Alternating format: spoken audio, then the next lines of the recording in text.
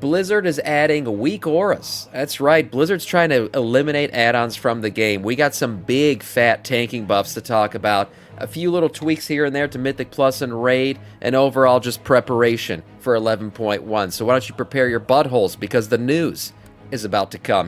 Oh, what is this, a fucking ad? No, it's me sponsoring myself with the Iron Sky Reaver. That's right, this mount was discontinued in 2023, and I'm bringing it back for a big giveaway, the Undermine giveaway. That's right, all you gotta do is tune into my stream for 1 hour.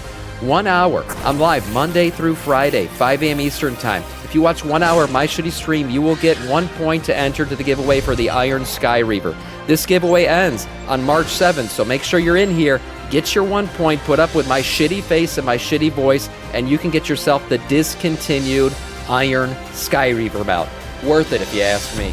Here we go. Add-ons in endgame content. Blizzard has made statements about this before.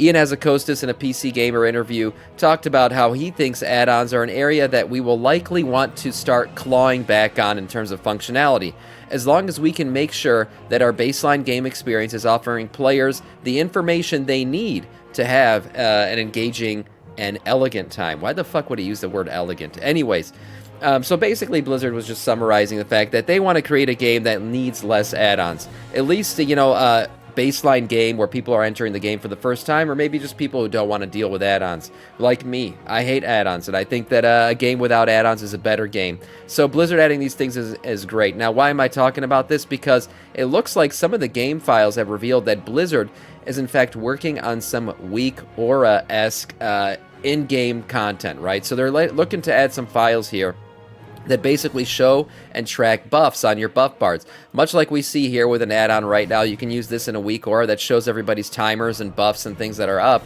Well, some of this data shows that Blizzard is adding files with a couple different categories, known as Essential, Utility, Track Buff, and Track Bar.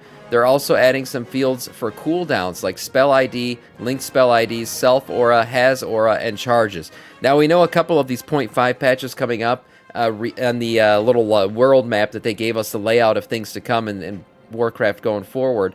There are some changes to the UI.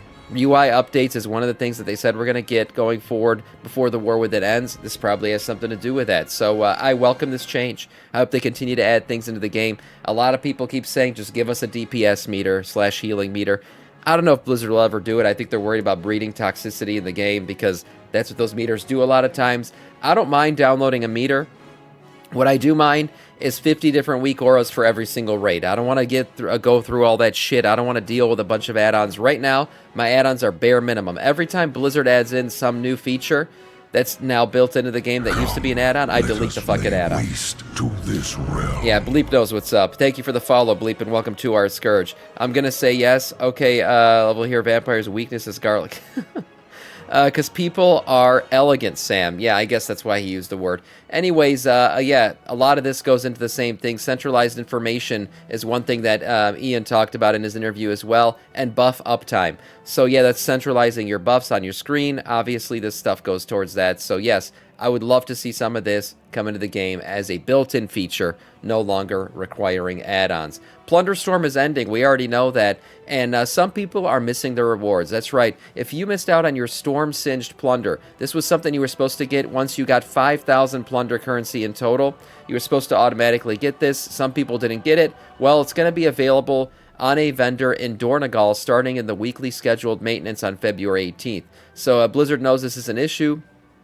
We expect to implement this reward for players who didn't receive it by putting it on a vendor, specifically Dakash in the markets of Eastern Dornegal. So if you missed out on it, you never got it, you will be able to get it. If you already got it, I believe you will not be able to purchase this. This is supposed to be a cache that gives you a free piece of heroic Nurubar Palace loot. So yeah, some people definitely want this thing. Good thing it'll be showing up. And again, February 25th, I believe, is the final day of Plunderstorm. Datamined Liberation of Undermine raid tuning. Yes, there is raid tuning going on, and to summarize what's going on here, Blizzard is buffing the shit out of the Mythic version of this raid right now, especially Styx Bunker Junker, or Bunk Junker. He's getting a ton of buffs on the Mythic side, a few on Heroic. So Blizzard's always tweaking this stuff. Obviously, Race to World First is going to kick off. Blizzard doesn't want this shit getting cleared in 5 days or something, so They're buffing the shit out of some of this in preparation, probably for that, as well as some increases to a few other bosses' damage, a few tweaks here and there. Overall, some reductions here. We'll see how this all works out in the end, how difficult this raid is. We all know raid difficulty it can be hit or miss at times. We've seen what things look like in Shadowlands, you know, with the fight of Anduin lasting 300 and some pulls before you finally kill him, and then other raids which have been much more difficult lists, I should say. I thought Dragonflight had some really good raids in terms of balance and difficulty and things like that, and War Within's kind of continued off of that, so we'll see how our new Liberation of Undermine raid works. Gotta make that hard for that 1%. Yeah, exactly. It's always about the 1%. That's how Blizzard builds their games. Mythic Plus tuning as well going on here, and basically Mythic Plus is something that Blizzard is dealing with in terms of it's been way too difficult.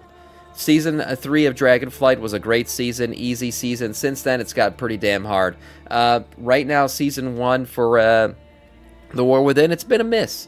It's been a miss. Down participation. Now, of course, people like me, yeah, I can go get KSM in a week. That's because I'm highly skilled at the game. But a lot of people just decided to completely avoid this season in total. Well, Blizzard has been putting in a lot of nerfs, whether it's cast time, health, or anything else. They've dropped another nerf again to Mythic Plus for Season 2. Blizzard has announced this week's Mythic tuning includes a 10% global health nerf, including more individual tuning that we'll get into here, but basically a lot of cast times being reduced, damage reductions you can see across the board for a lot of these guys, and yes, the health reductions, health pool reductions. Now, they did reduce the clocks on some of these dungeons as well, so you'll see here like Motherlode, the timer has been reduced to 39 minutes, from 39 to 33 minutes. You'll see that as well. Theater of Pain here, 38 to 35 minutes. Some of these old dungeons got a couple reductions, but that also goes towards the fact that a lot of these mobs are going to be easier to kill now, hopefully.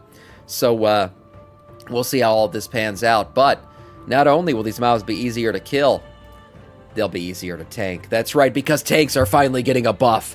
Finally, for the love of God, I've been asking for it. Tank's been just getting our cheeks clapped the last fucking patch. It's been absolutely horrendous to tank in this game, especially as a blood DK. Paladins have been doing alright, but my God, it's been tough for me lately. Tanks are getting a big damage buff. That's right, so maybe our cheeks are still going to get clapped, but at least we can clap back just a little bit more. We're going to go through some of these. Now, there are a bunch of other class changes and things like that, a few tweaks here and there for everybody else, but I'm going to stick to kind of the tanking ones right now. I want to talk about those specifically. These, I'll link these in the chat, and they'll be linked down below the video as well if you want to go check out your specific class. But here we go. Blood DK. All ability damage increased by 20%. Yes. Now, development notes here apply to all tanks. We have been noticing that damage dealt by tanks have not been keeping pace with the damage dealers. We are adjusting damage of all tank specs to bring them into a closer alignment with DPS specs. Yes, finally. Yeah, Bumicus, Scammicus, what is this? What are all these nicknames, these lovable nicknames you guys give me? I don't know. So that's great. Glad to see it for Blood. Also, same thing here. If we look at Demon Hunter and go to Vengeance, all ability damage increased by 20%. Absolutely glorious. Finally, we're going to be able to hit here. Guardian Druid, all ability damage increased by 20%. Great for them. Again, you'll see other classes getting a few buffs, tweaks here and there for different things coming in 11.1.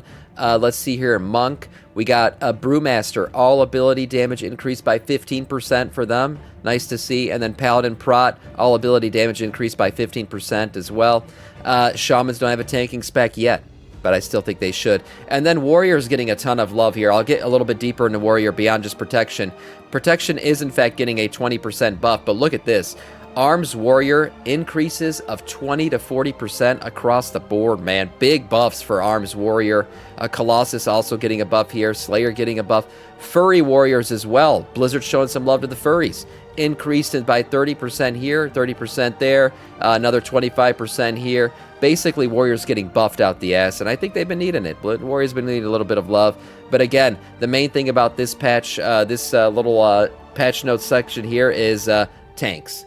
Tanks getting big buffs on damage. It's great to see. I'm happy to see tanks getting some love because we have been getting absolutely nothing but pounded, sticky style pounded this entire patch so far. New Undermine story. That's right. Blizzard dropping some stories for us to get into here. This one right here is a short story audio that you can listen to. Long before Renzik and Shiv came to Stormwind, he was the bloody fist of the Crackslagger cartel. untangled and winding road led him to the SI-7 ahead of the War Within. Join Matthias Shaw for a special fireside telling of our newest short story, The Tipping Point. That's right, so this is about a goblin who I guess is in SI-7. You can get into that, listen to that audio. I believe it's like an hour long. Sounds pretty decent. And then they're also dropping a book called The Crossroads. So this book is dropping on November 11th, 2025, and it's actually supposed to pick up kind of in the in-between transition story of The War Within and Midnight. So maybe this is also a hint towards when Midnight we can expect that expansion to drop. If we're getting the story book for this thing, I would expect early next year Midnight expansion should be launching. So this story picks up after witnessing the fall of Dalaran and braving the depths of beneath Khaz-Elgar. The heroes of Azeroth face an uncertain future. Across the world, old hatreds are rising. This is an interesting line here. We know that Midnight is about the elves reuniting and stuff like that. So maybe we start out with the elves hating each other and then reuniting, factions coming together even more. We'll see. So old hatreds rising and Zalateth remains at large. At work on her, machinations. But even amidst a tide of chaos and fear, hope remains. Join Thrall, Jaina Proudmoore, Renzik the Shiv, Farron Lothar, Illyria Windrunner, and Locust Walker in this new collection of novellas and short stories that provide deeper insight into the powers at play and the battles still to fight following the War Within. These tales serve as a reminder that Azeroth's fate is shaped by the sacrifices and struggles of all, and that even small, quiet actions can echo large throughout history. There you go. This book will be $30. Again, November 11th, 2025 is the day of release of that. Could be a hint of things to come. We have a realm. MMNJA, thank you for the follow. Welcome to our Scourge. And that is all in terms of news.